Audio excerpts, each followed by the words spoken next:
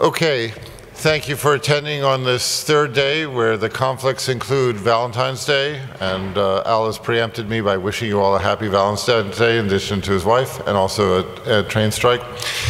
We've seen some presentations, particularly the ones from Brock and from Melissa, that give you an overview of a very large field and describe it from the point of view of the incumbents or the land-based casinos. This presentation is, since the majority of you are game developers, this is essentially a guide to how do you, if you come from a game background, which by a show of hands 90% of you do, this is about what you need to know from that perspective.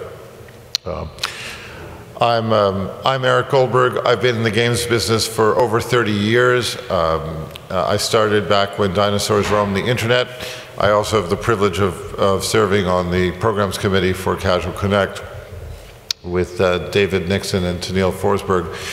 I am an advisor and a board member I started as a game designer. I'm now an advisor and board member to early stage companies, including Playdom, which was bought by Disney, PlaySpan that was bought by Visa, and also to large companies like Electronic Arts and AT&T.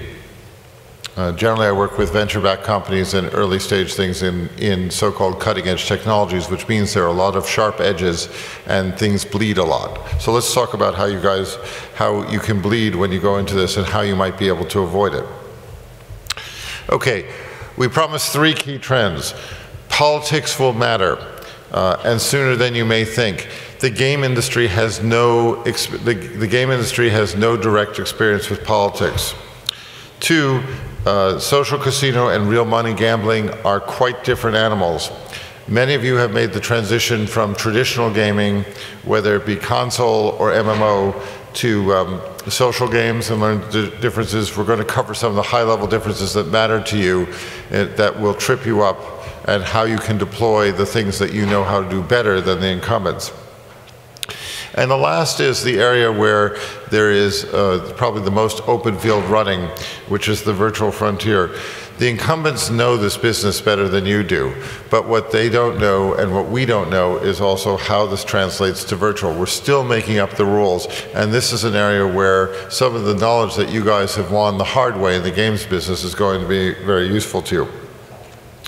So, I'm going to paraphrase from Lord Palmerston, who said, nations have no permanent friends and no permanent enemies, only permanent interests.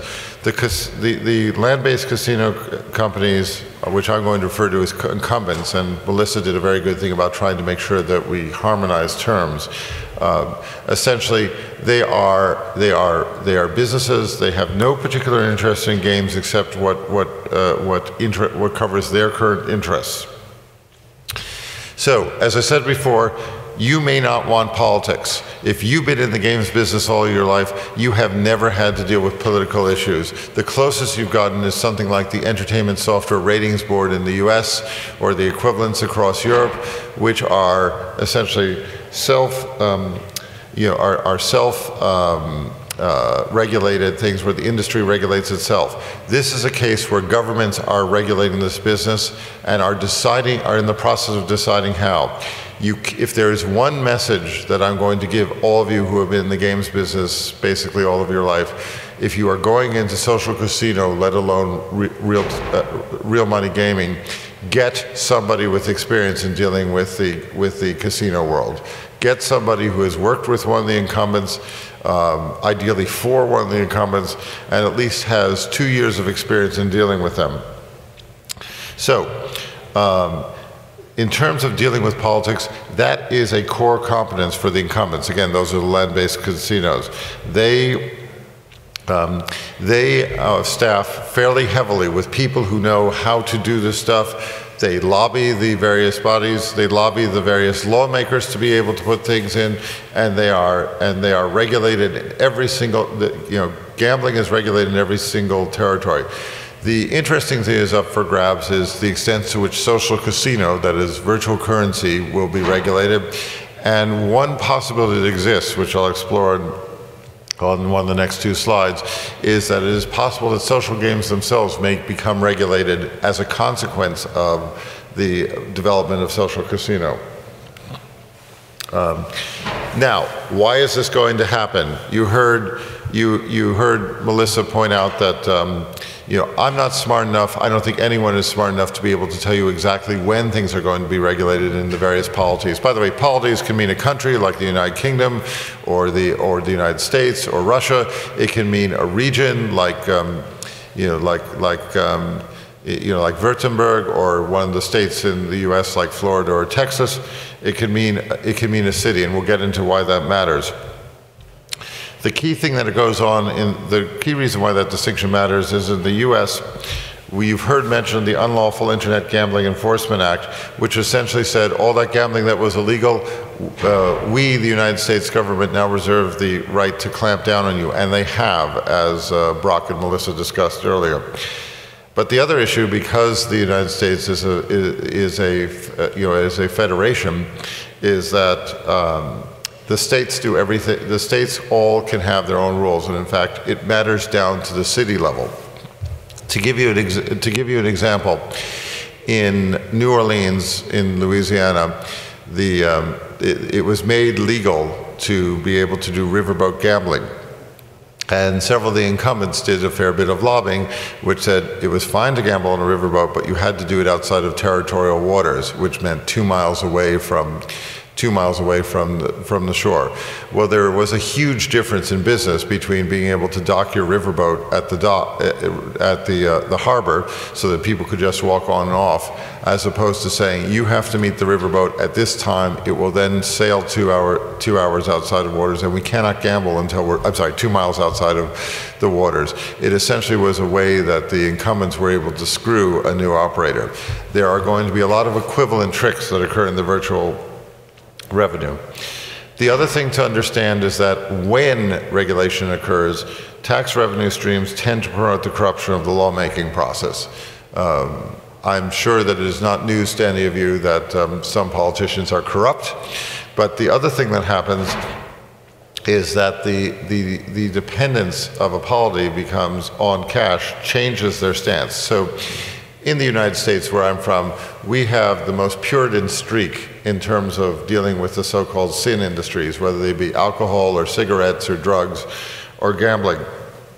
And as you may be aware, the United States takes some of the most draconian laws and practices against cigarettes.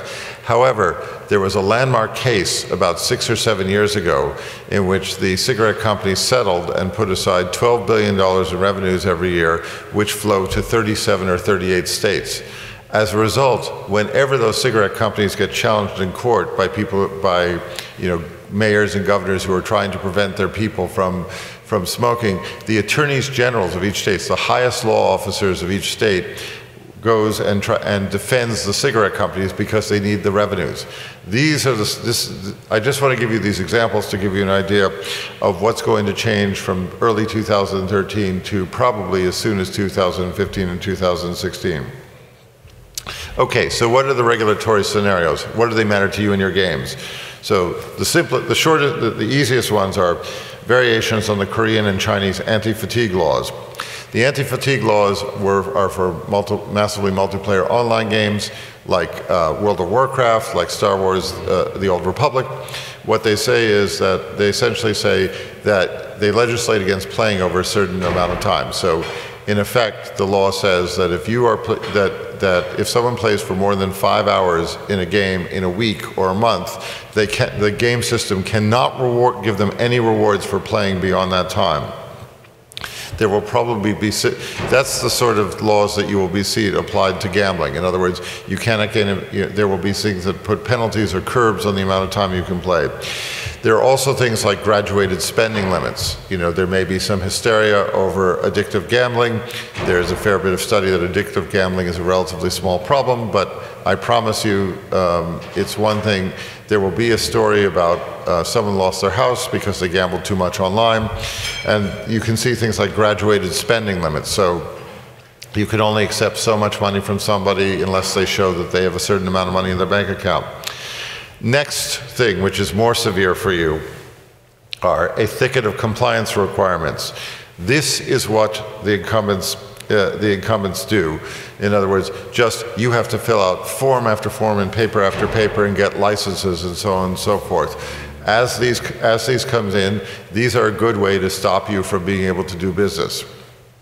Okay, next, a tax regime. Of course, there are going to be taxes. That's what polities exist for, to be able to collect the revenues. The thing about the taxes is they are simply factored into what your profit margins are going to be. Right now, the profit margins are much higher than they will be in a couple of years because direct taxes are not collected in most polities. Now the things that the industry fears. Strict know your customer laws. So, for example, you may be required to get a form of state ID before you let someone gamble, as in, hi, you have to do a PDF of your passport and send it to us. By the way, these are very much in discussion. This may be, the argument may be it's to prove that somebody's 18, to prove that somebody's a real person, et cetera, and so forth. And then the other one that is a concern is regulation of all games with whales, which means across all free-to-play games. In other words, spending money is bad, addictive spending is a bad idea.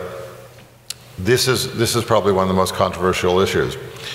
Okay, the UK regulators are taking a laissez-faire public stance. At the ICE conference, the head of the commission said, we're not really interested in getting into doing any more regulation than they have to. And that'll last until the first controversy lands on a politician's desk, as Melissa referred to. US history strongly suggests there will be a moral component. Gambling is bad. In the great movie Casablanca, there's the line, I'm shocked, shocked, shocked to discover there's gambling on over here. That's a good summary for the way that regulators are going to behave. The incumbents are going to preserve their competitive moats with the extension of traditional regulation to the virtual world. The disadvantage for them is if you put regulation, that increases their costs, which reduces their margins. However, the reasons why they're probably going to do it. And by the way, this was the single most controversial issue. I spoke to a lot of experts in the field, some of the top lawyers, some of the top players from the companies, some of the top early stage internet gaming companies. And there was fairly massive disagreement. But the incumbents are going to make sure that they have the advantage.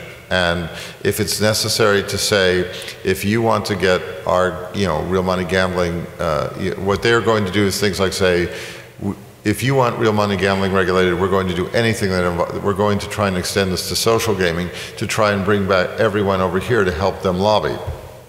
If I'm a casino, I want Electronic Arts arguing my favor. The best thing that I can say is if you're trying to go in the business, and you want to mitigate your risk, go to a gambling-friendly place like the Cayman Islands has been an obvious place to go, or some of the Caribbean islands. Malta, which has special status with the EU, is unusual in that it is both a regulatory-friendly country, and it is also one that has a good technology bench, which is very unusual. They have people who know how to do this. Okay, you guys are game designers and developers. To paraphrase The Princess Bride, you keep using those words. I do not think it means what you mean. In the casino industry, the incumbents do have game designers, but they are not what you guys do.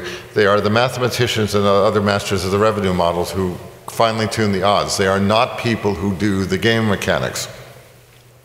One of the reasons why is when most of us traditional game people went to social games, I worked with Playdom and Playfish and some of the other players like that, people bemoaned the fact that they were getting less choices. They had to do games where it was a farm game, it was a city game, but it was pretty much all the same mechanics. Well, you were spoiled for choice in social games. In these games, there are 6 or 7 core games, casino games, sports games, bingo games. They are not going to be changing the rules. Poker games, you are not going to be changing the rules of poker to say, other people offer 52 card games, we offer 62 card games, so 10 more cards. This is not going to happen. You have to stick with very established forms. What you're going to be doing, when you put a proprietary version of these core games, it confers relatively limited competitive advantage. So in other words, being able to do your version of bingo does not particularly, if you do, your game mechanic advantage simply are not going to make as much of a difference. And for that reason, one of the good ways to see how that happens is the incumbents, the land-based casinos, generally staffed with finance people, compliance people, legal, marketing, and operations. They have very few people who actually work with the actual gambling products that are relatively few people who work with the gambling products that are delivered to the customers. Okay, social casino is an outgrowth of social games, but they are not social games.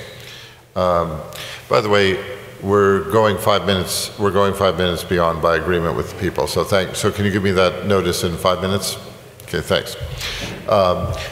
Money changes the relationship with the player. One thing that I think many of you have seen, especially those of you who've worked in things that involve gold farming and so on, is that when you have virtual money, you have to have a relationship with the player that treats it as if it's real money, because psychologically, once you give something of value to the player, they have an expectation of you that is bank-like. Social games give their payoff at the beginning to convert to payment later. Social casino is about payment as soon as practical, and usually not about payout early. You now changed your framework. In social games, we want to get you on the conveyor belt, so you will be coming back and playing again. So if you're playing Farmville or something like that, we want you coming back because we want you to get invested in the game so that you will then end up spending to level up. In social casino, we are immediately almost everyone who comes into a social casino game can be assumed to know what bingo is beforehand. They can be assumed to know what poker is beforehand. So all of a sudden you're in the world of payout ratios. It is a very different step dynamic and player psychographic that you're dealing with. There are different customer behaviors and expectations. The rules of the game, literally, that you are playing have been set many years before you play them. People played bingo before they showed up. People understand sports betting because these are completely understood games, and they come with a complete set of expectations. Also, they are somewhat different. Bingo, as it was observed earlier, is something where people like to be able to chat with each other. Blackjack, which actually hasn't done as well online, is something which is basically a card counting game. All those expectation sets translate over to the virtual frontier, and they are not at all like the social like what you've done with social games. User interface issues generally are nice to have. You saw some examples earlier of what were regarded as good user interfaces. You've seen things like 2.5D sometimes make a difference in poker. It can make a difference, but it is not the main difference. The key thing about it is the user experience, of which the UI is simply a component part. So starting with the player expectations for game type. So for example, if you are doing a slots game in the UK, people care about the narrative and story that is told for the slots. If it's poker, people care about the limited social experiences around the poker, which is being able to play against other people and being able to show that you're the smartest person at the table, or you're able to bluff people better. Real money gaming is, by the way, again, the gambling industry calls themselves gaming. So generally, I've said game and gaming. I will try and say gambling from now on, just to make sure that I'm not causing any confusion. It's a financial game. Real money changes the terms of engagement either further. So the operator cannot be perceived as playing with the customer's money. So in a social game, you put out the minimum viable product, you put it out there, you get people involved in the beta. When things don't work out, you basically give them some sort of reward to come back for participating in the beta. In a real money game, you do not say, I'm sorry, we wiped out your $1,000 stake, but it's a glitch. We'll promise to give you some extra, chips the next time. It just, you cannot do that sort of stuff, so it's a completely different expectation set. Again, each core game must be tailored to the pre-existing player expectations. I don't have time to go through each of the individual games. Any real money game must be ready for prime time. You are in a financial transaction with people. This is the thing that you must understand, that these people expect you to be operating by rules that they understand. They expect you to be fair. They expect you to be the custodian of their money. If you are not doing it, you are robbing them, which is, I mean, in terms of about, you know, in terms, aside from the fact that it's about as bad customer relations and about as bad for loyalty as you can get, it also can end up in jail. It can end up with legal actions. It's a very different proposition. Okay, let's talk about the area that you can make the difference. Most of you know this line from the Matrix. You know, the blue pill is reality. The red pill is the virtual world. So let's talk about the virtual playing field.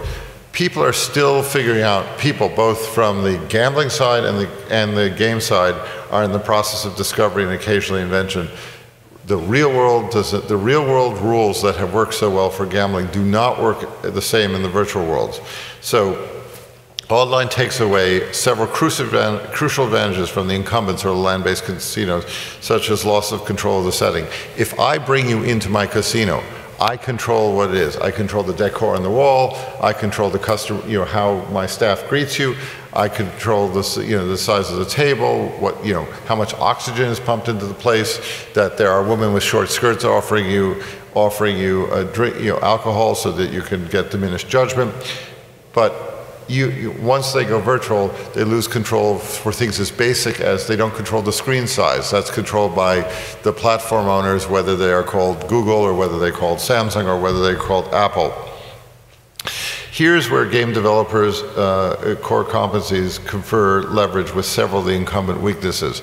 You guys, to use the screen size example, you guys have been dealing with this. You guys have dealt with every single change. You've dealt with going from PC to smartphones to tablets. You've been living in this world already. It's not, forgive the pun, a game changer, but it is something that you know better than the casino world does, because they have not worried about innovation and product for a while, because they've been playing by the same rules for at least 50 and maybe a couple hundred years at some of the European places. Game publishers can compensate for their weaknesses by partnering with incumbents, as Zynga, for instance, did with bwin Party. This is if there's one takeaway I give from you, it is get tied up with people who've worked with incumbents, if not with the incumbents themselves. I cannot stress that enough. And if you look, there are some people who've been able to succeed without it, but they are the exceptions. Just as in social games, there are several breakaway hits like Angry Birds and Temple Run, but these are few and far between. The incumbents have largely compensated by acquisition, such as buying Playtika and Double Down, and also by hiring a couple people from the field. The incumbents who hire people from the field will probably succeed less well than the ones who acquire whole companies, because their corporate culture, their DNA, will resist the people who get hired from the field. And by the way, if some of you have been hired by some of the incumbents, I wish you very good luck at getting other people who are game people to join you in the company, because you need someone else telling these improbable stories about how games work. Okay, so basic rules of the virtual road. Poker is less popular than in the physical world, and markedly less so in Asia. In fact, in several Asian countries, virtual poker is looked down on. It's not the real thing. They want to be able to be in a smoke-filled room and so on and so forth. Table games do not translate well to free-to-play. Essentially, they become very mechanical, and so therefore they do not play very well. Europe is furthest along the real money online adoption curve, followed by East Asia, and then the U.S. The reason why the U.S. is behind is obviously the UIGEA. Whatever you've seen a number of people say that you've seen the charts earlier that said 38 states or 48 states are allowing this stuff. They're only mainly allowing it by the incumbents, who, as I've observed before, are not the ones who are not really comfortable with the online medium. They don't bring experience to bear.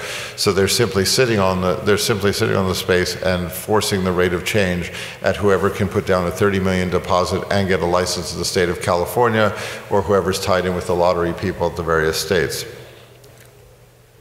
The US leads in social casino. and again, this is a case, it's worth studying what's worked in social casino in the US because you can reverse engineer and see where the advantages that come from being a game developer have been to great advantage. Rising is a reasonable example, but again, they had one person who had social casino experience. It's worth looking at Play Studios, which is a combination of XMGM, not XMGM, it's one of the other land-based casinos and people who are out of the games industry. So it's worth seeing what we've done. Zynga obviously comes from the games field and has brought in the people from incumbents more recently, from 888.com, from some of the other major players. Social casino and Realmoney Gaming are, now here's another area. I gave a talk in Seattle a year ago pointing out that we are in social games or F2P of any sort, you are in the direct marketing business. That is acquisition, retention, upsell, and customer service. We as an industry are not very experienced in this. We tend to be all clustered on acquisition, the old, buying players for 75 cents to $2.50.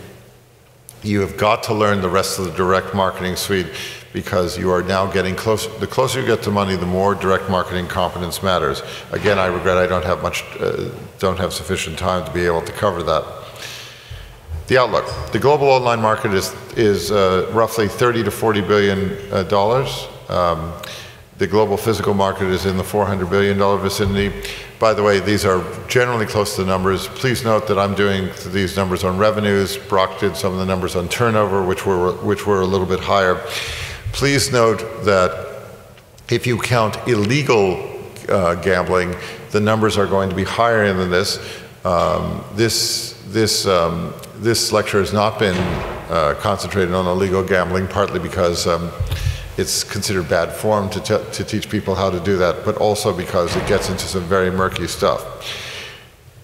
You've heard my message about incumbents. They will retain control of the field, which is as much as 10 times the size of the game business. I mean, the games business, the highest estimate is 80 billion, the lowest estimate is 50 billion. The global physical market plus the online market is around 450 million, so you can do the math. The window for entry for traditional game developers may be as short as 1 year. In other words, when some of these changes that I've discussed will occur. I mean, the people who are in early got in before a lot of these issues, before regulation became an issue, and before the incumbents started turning their full attention to this area. But essentially, the things that I've described become more and more important. I congratulate Playtika and companies like that for getting in before a lot of the things we discussed are going to limit somebody's ability to go in. But anyway, I hope this overview has been useful to you in giving you a sense of if you're thinking of coming from game development or if you are proceeding from game development already into social casino and online gambling. I just urge you to understand what the issues are that are foreign that can at least hurt you, if not kill you.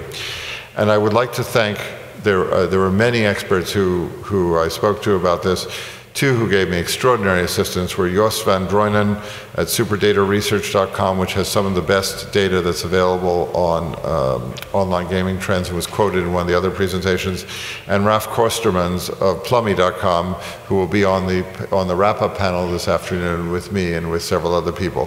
Thank you so much for listening, and I wish you best of luck in the industry.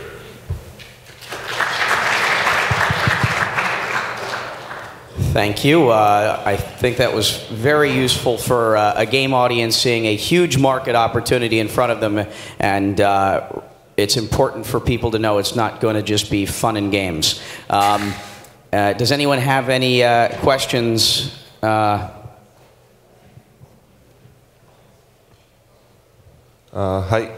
I'm from a company. We just launched a Realmoney Casino app on the App Store.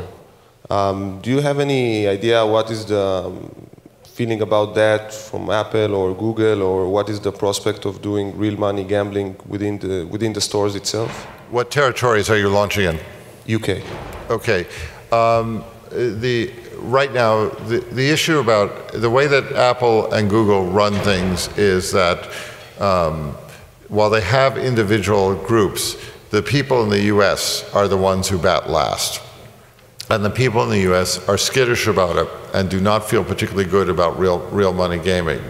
So if you are lucky, have you spoken to the UK offices of those two companies? We are already live. No, but I mean, have you had direct contact with any of the, okay. Yeah. What you need to do is be alert and say, what can we do to give you ammunition for when somebody in California says, why are we doing this? And I assume you're not a big name company like Ladbrokes or something. You're an independent company? Right. So that's going to be an issue for them, that they will not have heard your name. What you want to do is give them 2 or 3 talking points so that they can go and deal with California and tell them, it may not happen tomorrow, it may not happen for a couple of months, but then you'll get, on some Sunday your partner will say, we just got a notice saying they're shutting us down, and then you'll be pleading for someone. You want to be prepared with your rapid response team, and you want to consult so that the people who are your advocates over here already know that you're here to help and you've thought this through. Any other questions? Maybe one last. If you had to make a prediction, any predictions you see coming in the future as it relates to all the advice that was given here today? Well, I already disqualified myself from when regulations will come into place because I said I'm not that smart. My prediction is that, all right, I do not think the incumbent game companies will make much progress in real money gambling. Real money gaming. It's simply too alien to them. I think it's going to be the last generation, the Zyngas, Nexon if it chooses to go in. I do not see the Activisions and EAs, given what their DNA is, making the changes. And the other players is, despite my saying that there are long odds against anyone over here being an individual developer going into it, there will probably be somebody in this room who is one of the major players who makes changes occur faster. But it will not be the names we've known like Sony or Electronic Arts. I'm sorry, one exception. Sega may be an exception because they are owned by Sammy Networks, which is one of the biggest pachinko operators in Japan. So their corporate DNA, they may be the exception that actually, because their corporate DNA understands that they may be early in. But again, that's Asian territory rather than Europe. Thank you, Eric. Always a pleasure to hear you speak. Thank you.